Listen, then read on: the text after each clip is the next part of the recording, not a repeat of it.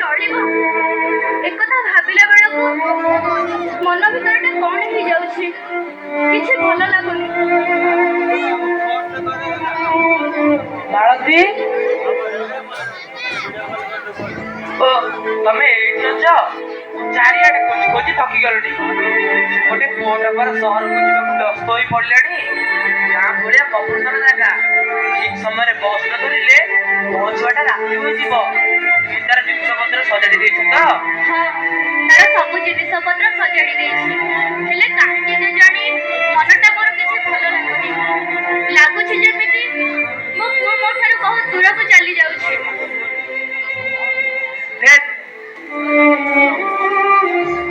ସବୁ ମାପି ଯାଆନ୍ତି ସେହା, ଟିକେ ଟିକେ କଥାକୁ ଡରି ଯାଆନ୍ତି। ଆମ ପୁଅ ପରା ବଡ ଚାକିରି କରିବାକୁ ସହରକୁ ଯାଉଛି। ବଡ ପାଠ ପଢି ବଡ ଚାକିରି କରିବ, ଆଉ ଆମ ଦୁଃଖ ସବୁ ଦୂରେଇ ଯିବ।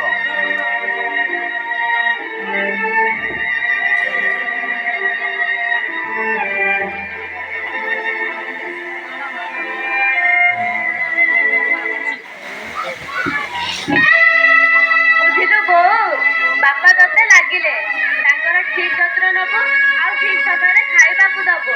ବ୍ୟସ୍ତତା ମଧ୍ୟରେ ତୁ ଯେମିତି ତୋର ଦାୟିତ୍ୱ ଭୁଲି ନ ଯାଉ। ସେ କଥା ଚିନ୍ତା କର ନାହିଁ ରାହୁଲ, ଆମର କିଛି ଅସୁବିଧା ହବନି।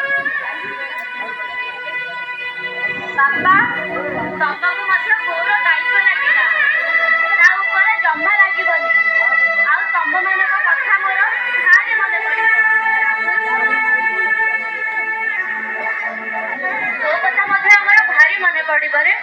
ତୋ ବିନା ଏ ଦିଟା ଜୀବନ ବଞ୍ଚି ପାରିବୁ ରେ। ବହୁତ ମନେ ପଡିବ। ବାପା, ବୋଉ, ତୁମେ ଦୁହେଁ କାନ୍ଦୁଛ। ତୁମେ ଦୁହେଁ ଯଦି ଏମିତି କନ୍ଦା କଟା କରିବ, ତାହେଲେ ମୋର ସହର ଜୀବନଟା ପୁରାବ। ମୁଁ ଆଉ ସହର ଯିବିନି, ମୁଁ ତୁମମାନଙ୍କ ପାଖରେ ରହିବି।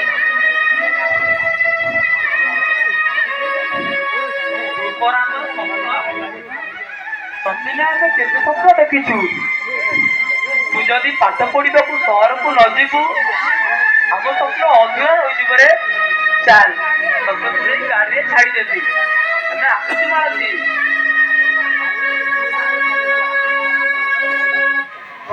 କହି କହି ଲକ୍ଷେ ଜନ୍ମକୁ ଆଣି ମୋ ହାତେ ଧରେଇ ଦଉ, କାହାର ନଜର ଲାଗିବା ଆଗରୁ ତୁ ମତେ ଘୋଡେଇ ଦଉ।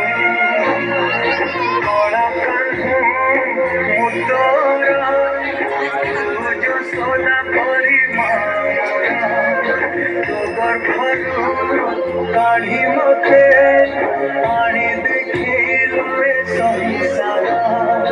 ତୋ ହାତ ମୋ ମଥାରେ ରହିଥିବେ, ପାଦ ଧୂଳି ତୋର ନଉଥିବେ, ମୁଁ କିଛି ଖୋଜିବିନି।